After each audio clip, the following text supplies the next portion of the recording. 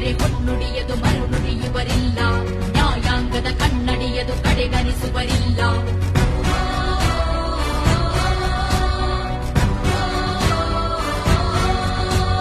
ನೀನೆನೆದರೆ ಕಗ್ಗಲ್ಲದು ಬಂಗಾರವು ತಾನಿ, ನಿನ್ನಸ್ತದಿ ಪಡೆದವರಿಗೆ ಸೌಭಾಗ್ಯವು ತಾನಿ.